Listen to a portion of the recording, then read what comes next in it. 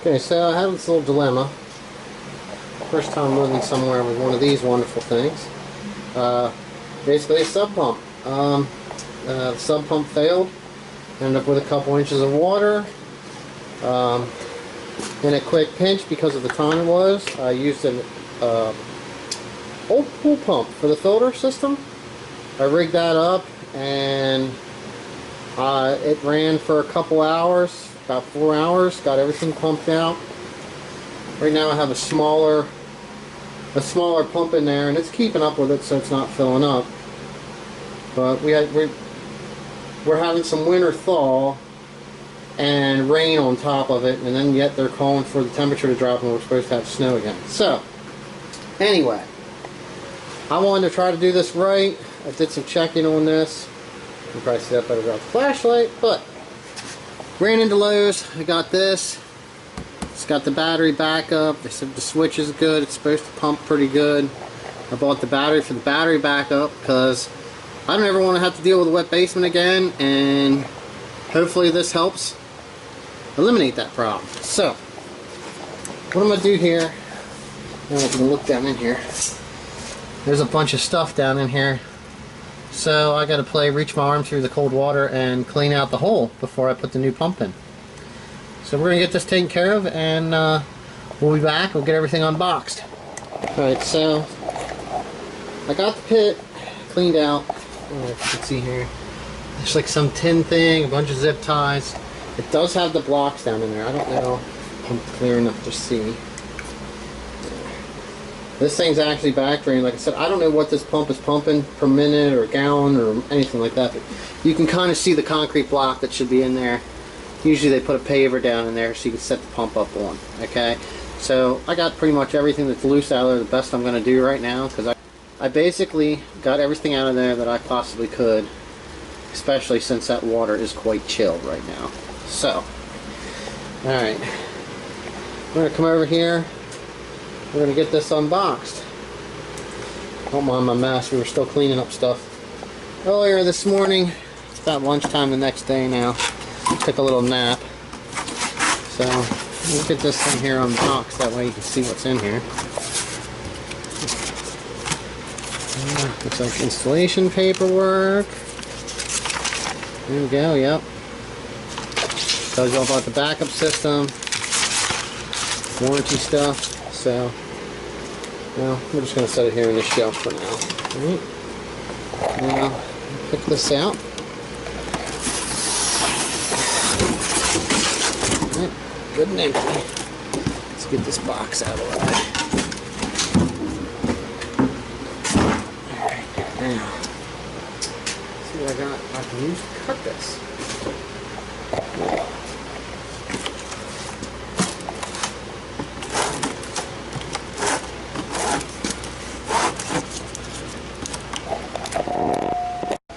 Alright, so I got that undone. So just lift it off of here. This looks like this is part of the battery backup. This wire pulled up. Oh, look at that. It ties right in here. So we've got to keep that all together. Probably not the best thing right there. Try not to drop that. Alright, there's our unit. In here, looks pretty good.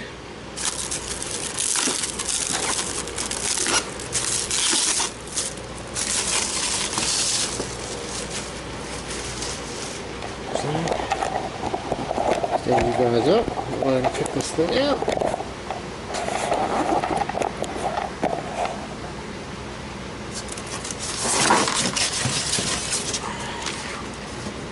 Nice and heavy.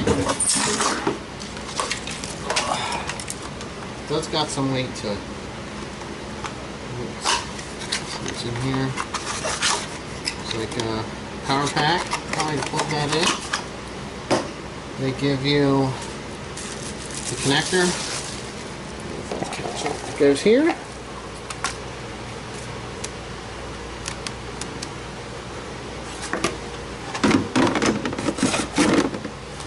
Alright. Let's see how this is together.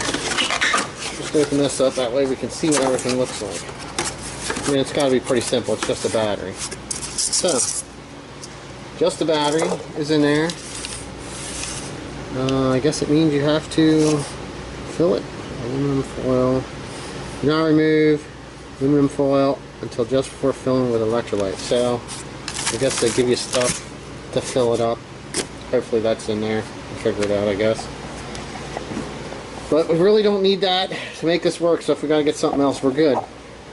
Alright, so flip this thing around here. Check this thing out. We have a cord to plug into something, a bunch of rubber bands.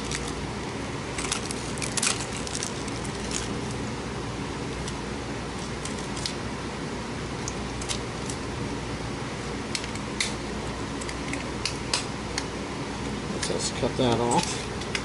That's going to give us our... Alright, so the pipe I got, I'm just going to stick it in here.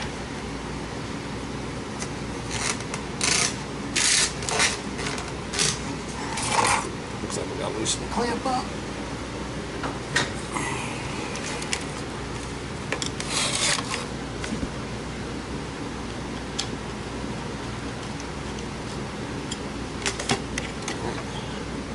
Right down in.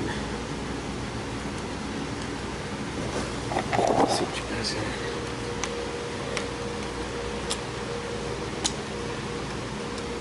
Everything's all assembled in one unit. I think the bigger one here is actually the main pump, and then the secondary pump's right there. Kind of curious to see how setting up the wireless thing goes, and what you actually need for that. I'll have to figure that out too. Alright, like that.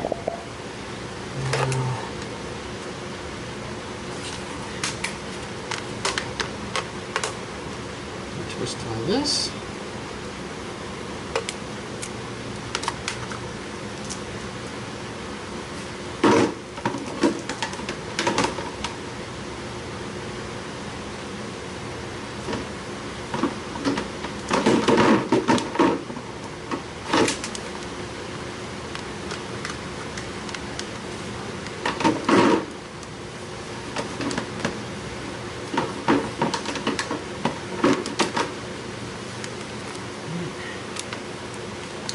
For the switch,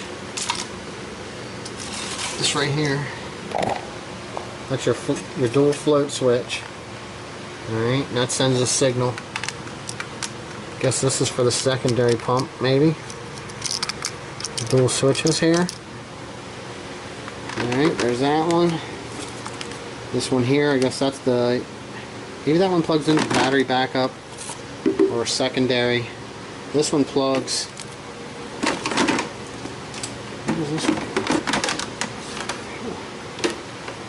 This plugs into the switch, so then when that switch kicks on, you plug this in. That's where we're at. No instructions necessary. Alright, so I'm going to go grab some zip ties, and I'm going to zip tie the wire up. I'm actually going to measure the depth of my hole. That way I have the wire zip tied up far enough here, and I can actually come back to it if I need to, slide it down or whatever, and then I can get over to my outlet, which is here. I'm probably going to make something to put the battery on when the time comes. So I'll be back.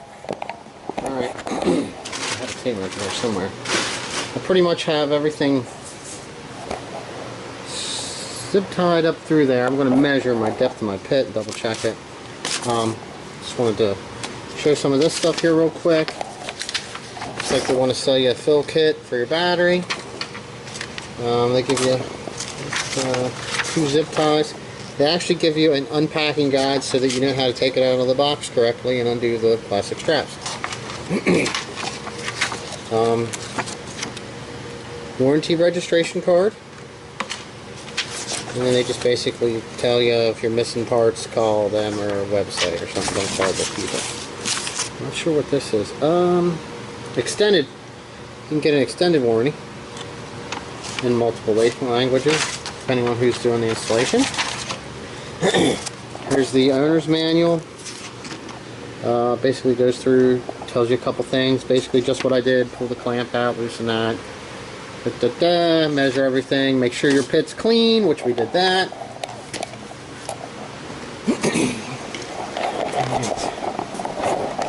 Now it says 18 inches from there up to the Y is about how deep you want to have this in. Right? So yeah, where it's top of the Y is 18 inches off the floor.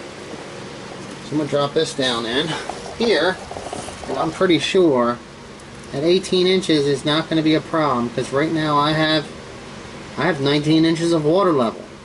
So that's where we need to be. I'm going to set that down in. Well, let's see here. Let's measure this out. I'm going to drop this down in to the bottom. I'm going to measure up to here, and I'm going to hold my new choke in place so that I can get a good measurement. Alright, so I dropped the tape measure down in, and then I brought it up after I figured out how to install this. Now, this was a universal one. I did pick this stuff up at Lowe's.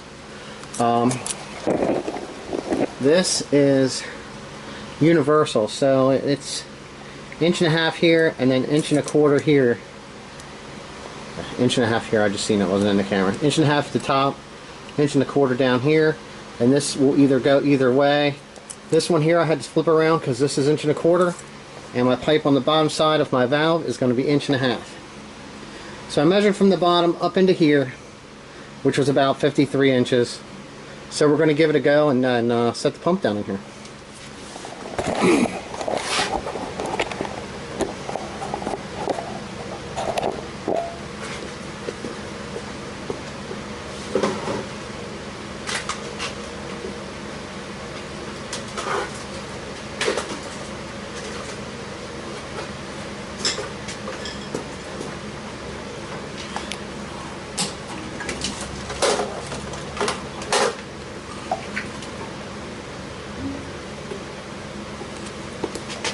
There we go. It's not quite level. Get this on here. Alright, so now I'm going to get this stuff tightened up, and then once I know that this pump's going to kick on, I'll try to get it to seat a little nicer before I unplug. So I got the other one's unplugged now.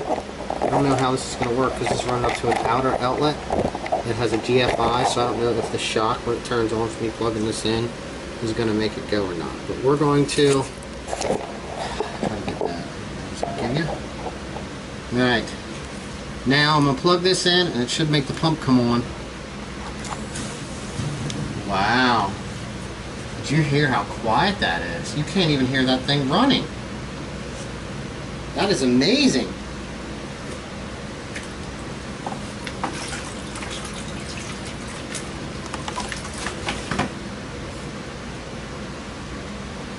I think because of the plastic pipe on the top, I'm going to have to do something with this. A little string.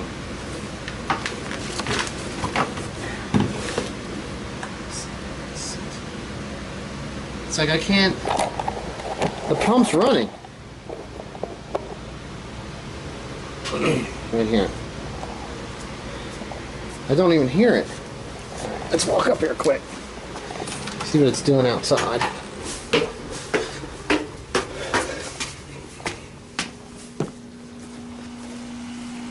Okay, so now there's supposed to be a pit here, but it was overflowing it last night when I was draining out. But you can see I got water coming. Actually, I had it channeled out through here. Look at the amount of water that's coming out of this. That pump works great. You can't even hear the thing run. That is amazing. So yeah, I'll have to pull that pipe off and put that in then later. But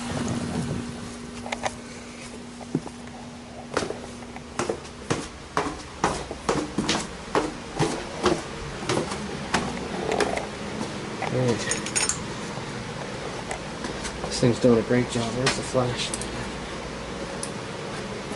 Okay, here we go. Alright. You can see the amount of water that's coming down into this pit.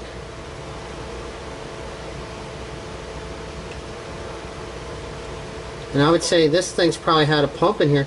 This little pump here was going, oh my goodness, 12 hours? So there's a lot of water around here that the ground level is this high. So this will be a testament for this pump, and I'll post a review on it. But I'm going to try to fix this up a little bit. I'm going to run a rope around here, get it in, and then get checking out, seeing what we got to do to get the rest of this stuff set up right. Alright, I want to get this. See what this pump does. What pump time to shut off.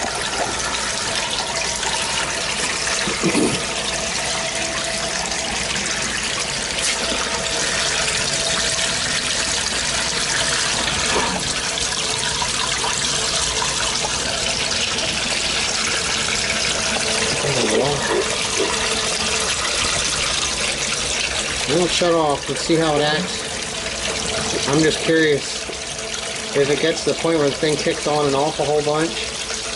I wonder how long the cycles are.